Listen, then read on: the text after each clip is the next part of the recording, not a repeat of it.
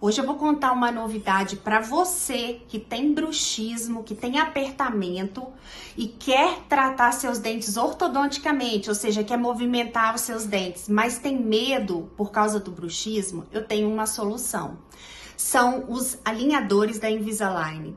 Eles têm um mecanismo que o seu ortodontista pode solicitar nos seus alinhadores, onde você vai fazer o apertamento, o bruxismo, sem prejudicar a movimentação dos dentes. Se chamam bite ramps, que são rampas de mordida. Eles fazem a função da placa de bruxismo.